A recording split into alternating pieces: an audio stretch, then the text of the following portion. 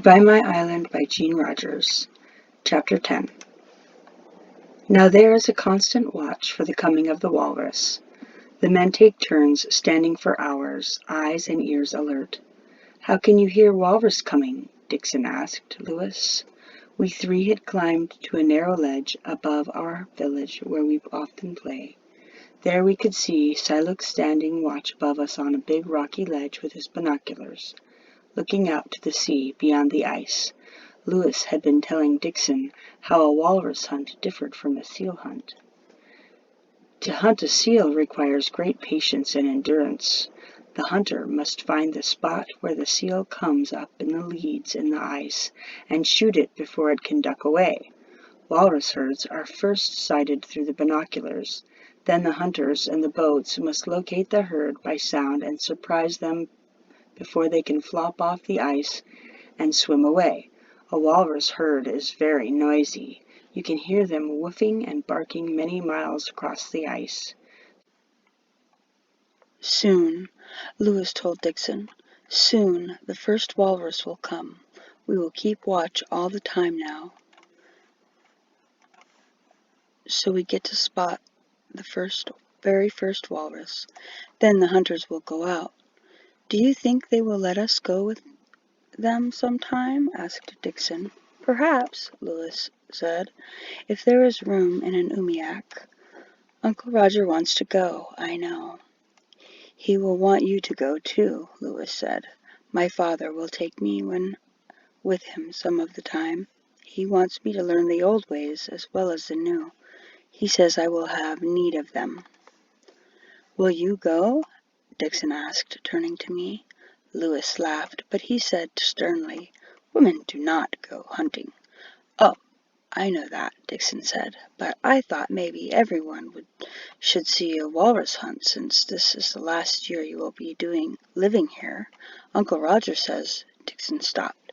"There will always be hunting," Lewis cried. "How else will there be meat to eat and skins to make umiaks and boots and fur for the parkas? As for me, I did not like to hear the talk of leaving the island forever, so I turned away from the boys and went home. As I scrambled down the rocky path behind the schoolhouse, I could not help thinking of their words. How would we survive, we people of King Island? Then, behind my eyes, came the picture of Dixon and Lewis standing there on the ledge. Dixon was dressed in a fur parka and mukluks. Roger had had Alberta and Ruth make for him. Except for his blue eyes and pale pink skin, he looked like a King Island boy. Lewis was wearing a blue plaid jacket ordered from Sears while we were in Nome, a jacket just like the ones many of our boys wore when it was not the coldest weather. On his black hair he wore his baseball cap turned sideways. I knew that there were some of us who did not want to stay in Nome next year. There was much talk of this at the clubhouse and during the evenings at the schoolhouse, where we played games, did our sewing, heard music, or watched a picture show. Ularana and Peter said we could not stay without a school and without a store to help us when we ran out of sugar, flour, or tea. But Paul, Big Paul, said he thought King Islanders should not go to Nome, but should not start a new village at Cape Woolly. Those shacks our people live in at Nome are not right. They do not keep out the cold, and the sickness there is worse than ever with too many people crowded into those shanties. It will bring TB back worse than before. We are better off here even without the store. But we need to be near the hospital and the doctor in Nome, I say, George argued. "He's right," Siluk said. "And what about school? How can we do without a school where our kids can learn something? If we got together again at Cape Woolly, the Bureau of Indian Affairs would have to build us a school there." Big Paul went on. "It isn't so far from Nome and the hospital. We can get there easily in our boats as long as the water isn't frozen, and with our sleds and dogs when winter comes. There is plenty of hunting there, and we would be nearer to King Island." Yes, what you say is true," agreed Ularana. "But how are we going to build new homes without wood, hey?" "Yes," said Yakuk. "Driftwood is only good for fires, not for building houses." Big Paul nodded.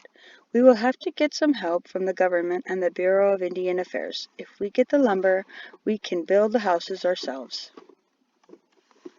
Yes, yes, said Ularana, but the government is so slow. You, me, we'll all be dead and gone before we get one stick of wood for houses. Too much talk, talk, all the time talk. Everyone laughed and nodded. Big Paul said he would go to the meeting in Kotzebue with the Bureau of Indian Affairs and see if he could get help. Ularana agreed that he should go. You go, he said. Too much talk, talk for an old man like me. But first, we'll go to Nome and stay and let the children go to school, hey? Not me, said Siluk. Not me either, said Edson. I will return next fall, as always. When I first heard that Siluk and Edson and their families were going to return to King Island next year, I was so glad. Maybe our father would decide to do that too. How would it be, I wondered, if so few of us came back? What would it be like during the ice and the long dark not to have the father in church to hold services, and no Christmas and Easter with candles? Could we do without the school with its long row of windows looking out on the cold clouds of snow sweeping in from the ocean? Could we do without the school to have the meetings and the feasts and the dances and the games? Would there be enough hunters to find the seals and walrus to keep us all in meat, and to put some by the ice cave for the times when the hunters came home with nothing but cold and empty hands? Adson and Siluk have only big children who are no longer in school, but Siluk's son and daughter-in-law will have a baby, and will there be a midwife to help them with the birthing? And who would give us first aid? And where would we keep the lumber and tar paper for the coffins if the schoolhouse were not open? I could not turn away from the talk because it was everywhere. I did not bother to ask our father if we would be one of the families to return with Adson and Siluk. I already knew what his answer would be. He had told us too many times about his stay in the hospital and how he had learned there how important it was for the future that we learn other ways in the days to come. He would be glad of one thing I knew. In Nome there was a school, and Louis and I could go on to high school. Why, some of our people had even gone to the university. Willie Ipaluk became a doctor.